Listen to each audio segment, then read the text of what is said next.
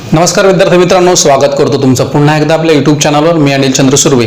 विद्यार्थी मित्रांनो, आज आपण महाराष्ट्रातील इतिहास या टॉपिक मधला सर्वात महत्त्वाचा टॉपिक पाहणार आहोत. तो म्हणजे महाराष्ट्रातील आदिवासी सुधारणा चळवळ.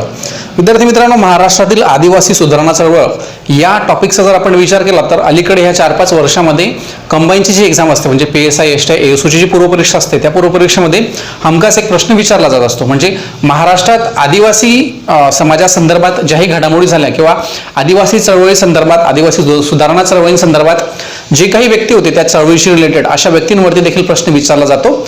आदिवासी व्यक्तींचं महाराष्ट्राच्या आणि भारताच्या इतिहासामध्ये नेमकं काय योगदान होतं यावरती आयोग नेहमीच प्रश्न विचारत असतो.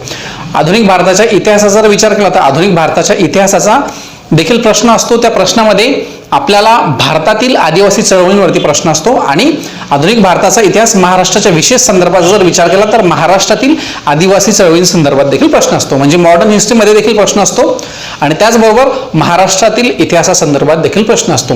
विद्यार्थी मित्रांनो, आपल्याला 15 प्रश्नांपैकी साधारणतः 10 ते 12 प्रश्न कंबाईनला महाराष्ट्राच्या इतिहासावरती विचारले जातात. बाकी 3 ते 4 प्रश्न जे असतात ते आधुनिक भारताच्या इतिहासावरती विचारले जातात. त्यामुळे सर्वात जास्त फोकस आपल्याला याच ठिकाणी करायचा आहे. आधुनिक भारताचा इतिहास आपण फक्त ओव्हरलुक जरी करून घेतलं म्हणजे एकनाथ पाटीलचा ठोकळा किंवा तात्यांचा ठोकळा आपण ज्यांना म्हणतो त्या तात्याच्या ठोकळ्यांमधनं किंवा दुसरं कुठलं एखादं मॉडर्न इंडियाचं जर पुस्तक आपण वाचलं तर त्यामधनं आपला आधुनिक भारताचा इतिहास जवळपास कव्हर होऊन जातो. त्यासाठी जास्त पुस्तकं वाचायची काही गरज नाही. सध्या मोठमोठाली पुस्तकं वाचण्यात वेळ वाया घालू नका, कारण आता वेळ सध्या खूप कमी आहे, परीक्षा जवळ येत आहे. जास्तीत जास्त फोकस हा महाराष्ट्राच्या इतिहासावरतीच असला पाहिजे, कारण 10 ते 12 प्रश्न आपल्याला नियमित आधुनिक महाराष्ट्राच्या इतिहासावरती विचारले जात असतात. त्यामुळे आधुनिक भारताच्या इतिहासाला आपल्याला सध्या वेटेज खूप कमी द्यायचं आहे. तर महाराष्ट्रातील आदिवासी सुधारणा चळवळींमध्ये जर आपण विचार केला तर या सुधारणा चळवळींमध्ये वेगवेगळी जी व्यक्ती होती त्या व्यक्ती विशेषाच्या संदर्भात आपण अभ्यास करणार आहोत. व्यक्तिविशेष म्हणजे ज्याही लोकांनी महाराष्ट्राच्या आदिवासी चळवळीमध्ये सहभाग घेतला किंवा वेगवेगळ्या संघटना, वेगवेगळ्या संस्था ओपन केल्या किंवा वेगवेगळ्या ठिकाणी आंदोलनं केली आणि त्या आंदोलनामध्ये ते सामील होते, अशा व्यक्तींबद्दल आपण चर्चा करणार आहोत. तर आपण आज चर्चा करणार आहोत ठक्कर बाप्पा, त्याचबरोबर गोदावरी परुळेकर, त्याचबरोबर ताराबाई मोडक, त्याचबरोबर अनुताई वाघ, त्याचबरोबर पांडुरंग धवळा सावळे आणि दामोअण्णा टिकेकर आणि अजून काही नावं आहेत यासोबत जुडलेली, त्या संदर्भात आपण पाहणार आहोत. साधारणतः 10 ते 15 व्यक्ती जे आहेत त्यांनी आदिवासी चळवळी संदर्भात किंवा आदिवासींच्या विकासासंदर्भात खूप सारे महत्त्वाचे कामं या ठिकाणी केलेले आहे. मुळात हा जो सिलेबस आहे हा पाठांतराचा पाठ आहे. त्यामुळे हा कुठलाही टीचर जर शिकवत असेल तर तो टीचर शिकवत असताना त्याचा हा विषय पाठच नसतो. बरेचसे जेही टॉपिक आहेत ते आपण वेगवेगळ्या शॉर्ट पॉईंट्सच्या अंतर्गत किंवा आपण म्हणू वेगवेगळे चार्ट्स आहेत त्या चार्टच्या अंतर्गत शिकत आहोत. कारण हा इतिहास थोडासा डिफिकल्ट का असतो, कारण आपण इतिहासाचा अभ्यास करत असताना महाराष्ट्राच्या इतिहासाला याआधी वेटेज कधी दिलं नसतं. त्यामुळे हा इतिहास आपल्याला अशा स्वरूपात शिकणं गरजेचं असतं. तर आज आपण सुरुवात करूया ठक्कर बाप्पा. ठक्कर बाप्पा यांचं नाव देखील आपल्याला एखाद्या वेळेस विचारलं जाऊ शकतं. ठक्कर बाप्पा यांचं पूर्ण नाव जे होतं ते अमृतलाल विठ्ठललाल ठक्कर असं होतं. बऱ्याच ठिकाणी सेनापती बापट असतील किंवा असे बरेचसे काही जे क्रांतिकारक होते किंवा महाराष्ट्राशी संदर्भित जेही व्यक्ती होते त्यांची संपूर्ण नावं देखील विचारल्या जातात. त्याचबरोबर त्यांचं जन्म नाव देखील विचारलं जातं किंवा 4 समाज सुधारक दिली जातात आणि त्यांची जिथे जन्मस्थान आहे त्या जन्मस्थानांची नाव विचारले जातात किंवा 4 समाज सुधारक आणि त्यांनी स्थापन केलेल्या वेगवेगळ्या संघटनांचं नाव विचारलं जातं. अशा स्वरूपाचे प्रश्न असतात. म्हणजे एका प्रश्नात 4 उपप्रश्न विचारले जात असतात. त्यामुळे अशा स्वरूपात आपल्याला प्रश्न विचारले जाण्याची शक्यता असते. ठक्कर बापांचं पूर्ण नाव जर आपण लक्षात घेतलं तर अमृतलाल विठ्ठललाल ठक्कर असं होतं. आता त्यांच्या बाबतीत लक्षात ठेवण्यासारखी बाब काय तर ठक्कर बाप्पा यांच्यावरती महात्मा गांधींच्या विचाराचा जास्त प्रभाव होता. महात्मा गांधींच्या विचाराचा प्रभाव होता. महात्मा गांधींसोबत त्यांची बरीच जवळीक होती. त्यामुळे महात्मा गांधी यांच्यासोबत काम केल्यामुळे त्यांनी बऱ्याचशा सुधारणा ज्या त्या आदिवासी समाजासंदर्भात शैक्षणिक सुधारणा असतील, सामाजिक सुधारणा असतील, आदिवासी समाजाच्या आर्थिक प्रगतीसाठी बरीचशी कामं केली. त्या संदर्भात एक महत्त्वाचे 3-4 पॉईंट आहेत तेच आपल्याला पाहणं गरजेचं आहे. कारण यावरती एखाद्या वेळेस आपल्याला फॅक्च्युअल जर प्रश्न विचारला किंवा ऑनलाईन जर प्रश्न विचारला तर आपल्याला लक्षात ठेवणं गरजेचं आहे. आता यामध्ये महत्त्वाच्या बाबी काय तर महात्मा गांधीच्या सूचनेवरनं ठक्कर बाप्पा यांनी भिल्ल जमातीसाठी शैक्षणिक व सामाजिक उन्नतीसाठी आयुष्यभर काम केलं. त्याचबरोबर 1922 मध्ये त्यांनी भिल्ल सेवा मंडळाची स्थापना केली.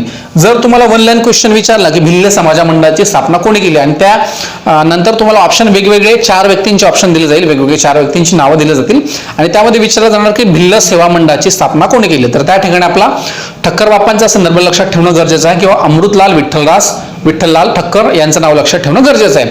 त्याचबरोबर सर्वात महत्त्वाचं म्हणजे ठक्कर बाप्पांबद्दल लक्षात ठेवण्याची महत्त्वाची बाब म्हणजे महात्मा गांधी यांनी ठक्कर बाप्पांना भिल्ल समाजाचे धर्मगुरू असं संबोधलं होतं. बरोबर. आता आपल्याला जर प्रश्न विचारला ठक्कर बाप्पांबद्दल, ठक्कर बाप्पा यांचं नाव एक ए तुम्हाला ऑप्शनमध्ये देतील अमृतलाल विठ्ठललाल ठक्कर. त्याच्यानंतर बी पर्यायामध्ये तुम्हाला दिलं जाईल की ठक्कर बाप्पा यांनी भिल्ल सेवा मंडळाची स्थापना केली होती. त्यानंतर सी ऑप्शनमध्ये दिलं जाईल महात्मा गांधी यांनी ठक्कर बाप्पांना भिल्लांचे धर्मगुरू असं संबोधलं.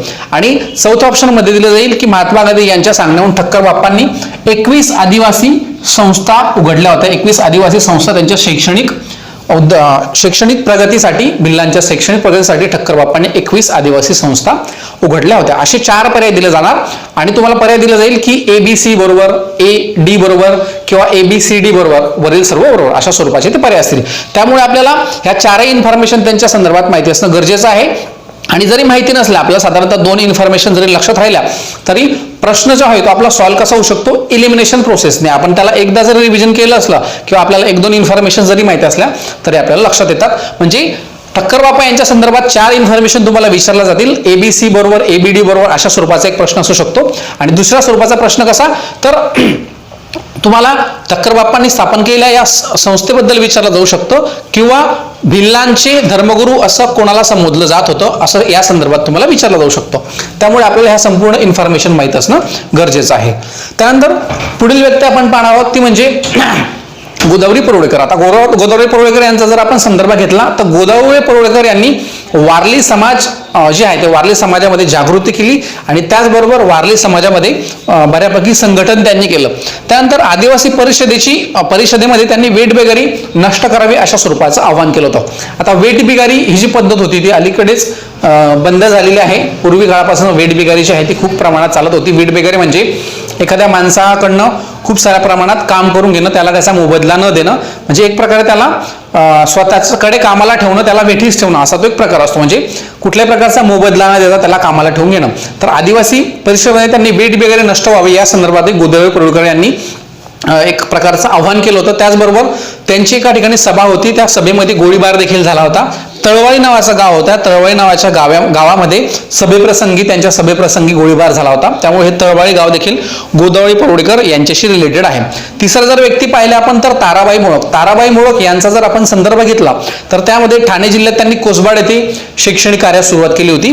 त्यानंतर आदिवासी मुलांसाठी अंगणवाड्या, कुरणशाळा आणि गप्पा गोष्टींमार्फत शिक्षण, हे 2च पॉईंट आपल्याला या ठिकाणी लक्षात ठेवायचे की ताराबाई मोळक यांनी ठाणे जिल्ह्यामधील कोसबाड या ठिकाणी शैक्षणिक सुधारणा ज्या केल्या होत्या त्या महत्त्वाच्या होत्या. आणि वेगवेगळ्या प्रकारामध्ये एक नाविन्यपूर्ण उपक्रम राबवून शिक्षण जे आहे ते शिक्षण तेथील विद्यार्थ्यांना द्यावं किंवा जे वयस्कर लोक होते त्या वयस्कर लोकांसाठी देखील त्यांनी शाळा काढल्या होत्या. त्याचबरोबर कुरणशाळा त्यांनी सुरू केल्या होत्या, अंगणवाड्या सुरू केल्या होत्या. असे वेगवेगळे उपक्रम राबवले होते आणि गप्पा गोष्टीतून शिक्षण हा देखील उपक्रम ताराबाई मोडक यांनी राबवला होता. त्यामुळे ताराबाई मोडक यांच्याबद्दल आपल्याला ह्या 2 बाबी माहिती असणं गरजेचं आहे. त्यानंतर अजून काही जेही आदिवासी महाराष्ट्रातील आदिवासी चळवळीशी रिलेटेड किंवा आदिवासी सुधारणांशी रिलेटेड जे व्यक्ती असेल त्या संदर्भात आपण पाहून घेणार आहोत. आता विद्यार्थी मित्रांनो, समाज सुधारक आज आपण पाठ बघत आहोत. या समाज सुधारक पाठचाच हा एक पाठ आहे. त्यामध्ये आपण वेगवेगळ्या चळवळींशी रिलेटेड असणारे व्यक्ती पाहणार आहोत. जरी आपण साधारणतः 30-35 समाज सुधारकांबद्दल आपल्याला पाहायचं आहे, पण बाकीचे जे समाज सुधारक आहे 10 ते 15 त्यांच्याबद्दल आपण डिटेलमध्ये पाहणार. आणि बाकीचे जे समाज सुधारक आहेत किंवा बाकीचे जेही महाराष्ट्र चळवळीशी रिलेटेड व्यक्ती आहेत त्यांच्या संदर्भात आपण वेगवेगळ्या पाठमध्ये पाहत आहोत. जसं की आपण महाराष्ट्रातील आदिवासी चळवळी संदर्भात पाहिलं, महाराष्ट्रातील दलित चळवळीशी रिलेटेड असलेल्या व्यक्तींसंदर्भात पाहिलं, तर त्यामध्ये बरीचशी जी नावं आहेत किंवा बरीचशी व्यक्तीची आहेत ती त्यामध्ये कव्हर होत आहेत. आणि नंतर प्रॉपर जे एक्झामला जास्त विचारला जातात असे समाजसुधारक तो एक पाठ आपण वेगळा करणार आहोत. त्यामुळे हा देखील पाठ आपल्याला एक्झामच्या अनुषंगाने तितकाच महत्त्वाचा आहे. अजून बाकीची जी नावं आहे आपण ते देखील. त्यानंतर पुढचे काही व्यक्ती आहेत त्यांबद्दल आपण चर्चा करून घेऊया आदिवासी सुधारणा चळवळी संदर्भात. त्यामध्ये पहिले नाव आपण पाहूया की अणुताई वाघ. आता अणुताई वाघ यांचा जर आपण विचार केला तर आपण याआधी ताराबाई मोडक यांच्याबद्दल चर्चा केली. आता ताराबाई मोडक यांची खऱ्या अर्थानं यांचीच प्रेरणा किंवा ताराबाई मोडक यांच्याकडनं प्रेरणा घेऊन अणुताई वाघ यांनी ठाणे जिल्ह्यातील कोसबाड या ठिकाणी खूप सारे आदिवासी व्यक्तींसाठी शैक्षणिक सुधारणा केल्या.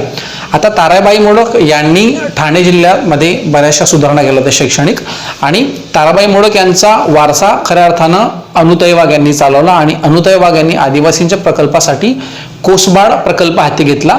त्याचबरोबर प्रौढ शिक्षण असतील, पाळणाघर असतील, बालसेविका असतील, अशा वेगवेगळ्या संस्था ज्या आहेत त्या शैक्षणिक संस्था त्या ठिकाणी उभारल्या आणि या शैक्षणिक संस्था उभारून त्यांनी आदिवासींसाठी खूप चांगल्या प्रकारे काम केलं. कोसबाडच्या टेकडीवरून हे देखील एक पुस्तक त्यांनी प्रसिद्ध केलं होतं. या पुस्तकाबद्दल देखील एखाद्या वेळेस प्रश्न विचारला जाऊ शकतो.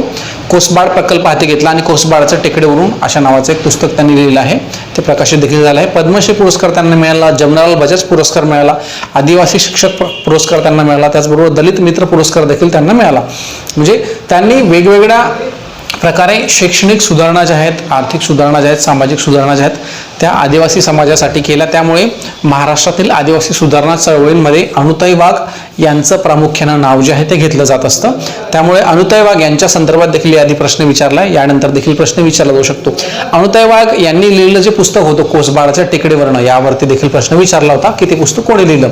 आता कोसबाड म्हणजे ठाणे जिल्ह्यातील आदिवासी ठिकाण आहे कोसबाड, या ठिकाणी त्यांनी कामगिरी चांगल्या प्रकारे केली आहे. त्यामुळे अनुताई वाघ यांच्या संदर्भात आपल्याला काही गोष्टी माहीत असणं गरजेचं आहे. आणि त्यांनी ताराबाई मोडक यांच्याकडनं शैक्षणिक प्रेरणा घेतली होती आणि त्यांचा खऱ्या अर्थानं त्यांनी वारसा चांगल्या प्रकारे चालवला, शैक्षणिक वारसा चालवला. एवढीच बाब त्यांच्याबद्दल आपल्याला लक्षात ठेवणं गरजेचं आहे. त्यानंतर पांडुरंग धावळा सावळे यांच्याबद्दल जर आपण पाहिलं तर 1951 मध्ये त्यांनी ओम आदिवासी सेवा प्रकल्पाची स्थापना केली. ओम आदिवासी सेवा प्रकल्पाची स्थापना कोणी केली असं जर आपल्याला जोड्या मध्ये विचारलं तर पांडुरंग धावळा सावळे यांच्या संदर्भात आपल्याला माहिती असणं गरजेचं आहे. त्याचबरोबर आदिवासी कल्याण केंद्र महाराष्ट्राची देखील त्यांनी स्थापना केली. आदिवासींना नोकऱ्यांमध्ये सामावून घ्यावे, त्याचबरोबर आदिवासींसाठी स्वतंत्र राज्य निर्माण करावं अशा स्वरूपाचं एक लेटर किंवा अशा स्वरूपाची एक मागणी जी आहे तेव्हा महाराष्ट्राची निर्मिती व्हायच्या आधी महाराष्ट्राचे मुख्यमंत्री होते बाळासाहेब खेर, बरोबर, म्हणजे 1960च्या आधी. तर त्या दरम्यान मुख्यमंत्री बाळासाहेब खेर यांच्याकडे आदिवासींसाठी स्वतंत्र राज्याची त्यांनी मागणी केली होती. अशा स्वरूपात त्यांनी वेगवेगळे आदिवासी सुधारणा चळवळीमध्ये त्यांनी एक प्रकारे चांगलं योगदान त्यांचं आहे. त्यामुळे पांडुरंग धावळा सावळे यांच्याबद्दल देखील आपल्याला माहिती असणं गरजेचं आहे. सगळ्यात महत्त्वाची बाब काय आहे तर मुख्यमंत्री बाळासाहेब खेर यांना स्वतंत्र आदिवासी राज्य जे आहे ते निर्माण व्हावं यासाठी त्यांनी मागणी केली होती. त्यानंतर कॉम्रेड रेवजी पांडुरंग चौधरी, त्यांचं नाव उर्फ त्यांना देवजीभाई असं देखील म्हटलं जायचं. जवाहर संस्थानात वेठबिगारी पद्धत जी आहे ती बंद केली त्यांनी. त्याचबरोबर आदिवासी सेवा मंडळाची स्थापना केली. त्याचबरोबर जवाहर येथे खरेदी विक्री सेवा केंद्र किंवा खरेदी विक्री संघाची देखील त्यांनी स्थापना केली. त्याचबरोबर कोकणी, वारली, कातकरी, ठाकूर या आदिवासी जमातींसाठी त्यांनी वेगवेगळ्या शाळा उघडल्या, वेगवेगळ्या आश्रमशाळा उघडल्या. म्हणजे संपूर्णतः आदिवासी जमातीसाठी त्यांनी खऱ्या अर्थाने या ठिकाणी चांगल्या प्रकारे काम केलेलं आहे.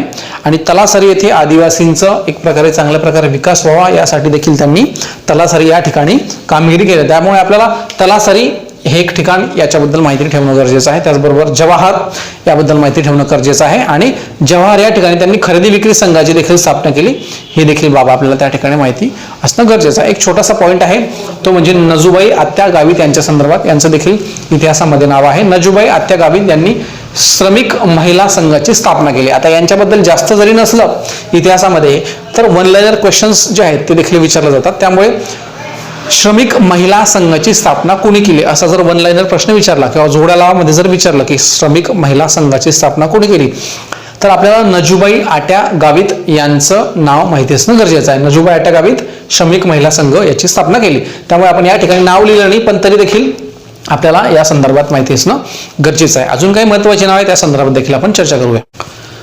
त्यानंतर अजून पुढील महत्त्वाची 3 नावं आदिवासी चळवळीशी जे रिलेटेड होते किंवा आदिवासी विकासासंदर्भात किंवा आदिवासी सुधारणा चळवळी संदर्भात होती ते आपण पाहून घेऊया. मित्रांनो, आता ही जी 3 नावं आहे यावरती वन लाईन क्वेश्चन आपल्याला विचारला जाऊ शकतो. त्यामुळे हे देखील नाव आपल्याला माहिती असणं गरजेचं आहे. आता सुखदेव पांडुरंग उईके यांचा जर आपण विचार केला तर जंगल बचाव मानव बचाव हे आंदोलन त्यांनी सुरू केलं होतं. आम्ही आमच्या गावी किंवा आम्ही आमच्या आरोग्यासाठी ही संस्था त्यांनी सुरू केली होती. आम्ही आमच्या आरोग्यासाठी ही संस्था त्यांनी सुरू केली. त्याचबरोबर जंगल बचाव मानव बचाव असं आंदोलन त्यांनी सुरू केलं होतं. आता असं देखील विचारलं जाऊ शकतं की जंगल बचाव मानव बचाव ह्या आंदोलनाचे प्रमुख कोण होते तर सुखदेव बापूराव उईके होते. जोड्यामध्ये तुम्हाला वेगवेगळ्या संस्था दिल्या जातील किंवा असं विचारलं जाणार की जंगल बचाव व मानव बचाव याचे प्रमुख कोण होते किंवा जंगल बचाव मानव बचाव या आंदोलनाचे प्रमुख कोण होते. दुसरीकडे जोड्यामध्ये तुम्हाला सुखदेव बापूराव उईके यांचं नाव दिलं जाणार. त्याचबरोबर आंतरराष्ट्रीय वारली चित्रकार म्हणून कोण प्रसिद्ध होते त्यानंतर त्यांचं जीवा सोमय मसे यांचं नाव दिलं जाणार. त्याचबरोबर देवजी पांडुरंग तोफा यांचं कोणत्या बाबीशी रिलेशन आहे, तर आमच्या गावी आम्हीच सरकार अशा स्वरूपाची घोषणा करणारे देवजी तोफा हे होते. म्हणजे आता हे वन लायनर जरी यांच्या ह्या व्यक्तींसंदर्भात महाराष्ट्रातील आदिवासी चळवळी संदर्भाची ही व्यक्ती होते, यांच्या संदर्भात वन लायनर जरी इतिहासामध्ये इन्फॉर्मेशन असली तरी देखील यावरती आयोगाचा प्रश्न विचारायचा कल अलीकडेच वाढून येतो. म्हणजे एकतर वन लायनर विचारतील किंवा ह्या 4 वेगवेगळ्या व्यक्तींचं नाव विचारून त्यांनी केलेल्या कामगिरी संदर्भात किंवा त्यांनी केलेल्या संस्था स्थापनेसंदर्भात प्रश्न विचारला जाणार. त्यामुळे आपल्याला सुखदेव बापूराव एके यांचा ज्यावेळेस संदर्भ येणार त्यावेळेस जंगल बचाव व मानव बचाव ही जी महत्वाचे आंदोलन होते, महत्वाचं आंदोलन त्यांनी सुरू केलं होतं. त्यामुळे अत्यंत महत्वाची बाब आहे, याच्यावरती तुम्ही स्टार करून घेतलं तरी चालेल, यावरती हमखास प्रश्न विचारला जाऊ शकतो. त्यानंतर जीवा सोमा मसे यांच्यावरती याआधी प्रश्न विचारलेला आहे अनेक एक्झाम्समध्ये, यानंतर विचारला जाऊ शकतो की वारली चित्रकार म्हणून कोण प्रसिद्ध आहे, तर जीवा सोमा मसे आंतरराष्ट्रीय ख्यातीचे आदिवासी चित्रकार, आंतरराष्ट्रीय ख्यातीचे वारली चित्रकार म्हणून त्यांचं नाव प्रसिद्ध आहे, जीवा सोमा मसे. त्यामुळे जोड्यालामध्ये जेव्हा केव्हा विचारला जाणार तेव्हा आपल्याला लक्षात ठेवणं गरजेचं आहे. त्यानंतर देवजी तोफा यांच्याबद्दल देखील आधी प्रश्न विचारलेला आहे, किंवा लेखामेंढा या गावाबद्दल देखील प्रश्न विचारला की लेखामेंढा या गावाचं वैशिष्ट्य काय, तर या ठिकाणी आमच्या गावी आम्हीच सरकार अशी घोषणा करून जंगलातील आदिवासींचा जंगलावरती जो हक्क आहे तो आमचा हक्क स्वतः आम्हीच घेऊ किंवा ह्या जंगलांवरती हक्क आमचा असावा किंवा आम्हीच आमच्या गावी सरकार आहोत अशा स्वरूपाची घोषणा जी आहे ती जंगलातील आदिवासींनी त्यांच्या हक्कासाठी केली होती. त्यामुळे मेंढालेखा हे गडचिरोली या जिल्ह्यामध्ये असलेलं गाव मेंढालेखा गाव ह्या बाबीसाठी प्रसिद्ध आहे. मेंढालेखा गावातील लोकांची काय घोषणा आहे, तर आमच्या गावी आम्हीच सरकार. आता आमच्या गावी आम्हीच सरकार किंवा मेंढालेखा ह्या गावाचा ज्याही ठिकाणी उल्लेख होणार त्या ठिकाणी आपल्याला देवजी तोफा यांचं नाव माहिती असणं गरजेचं आहे. त्यामुळे हे जे आपण 6 ते 7 नावं पाहिले, हे संपूर्ण 6-7 नावं साधारणतः हे 3 नावं, त्याच्या आधी 4-5 व्यक्तींबद्दल आपण पाहिलं. हे 8 ते 10 नावं महाराष्ट्रातील आदिवासी चळवळी सुधारणा चळवळींशी रिलेटेड आहे. त्यामुळे ह्या संपूर्ण बाबी ज्या आहेत त्या आपल्याला लक्षात ठेवायच्या आहे, हे पाठच करायचं आहे. यावरती हमखास आयोग कुठल्या ना कुठल्या एक्झाममध्ये येणाऱ्या प्रश्न विचारेल, ती क्लास 1ची असो, क्लास 2ची असो किंवा क्लास 3ची असो.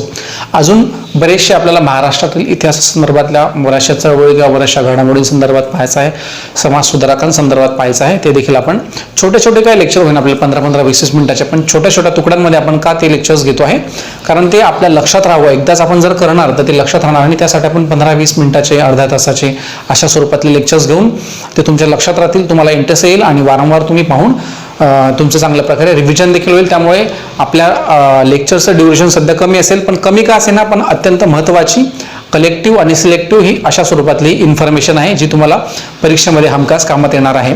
तर विद्यार्थी मित्रांनो, पुन्हा उद्याच्या लेक्चरमध्ये भेटूया. तोपर्यंत नमस्कार.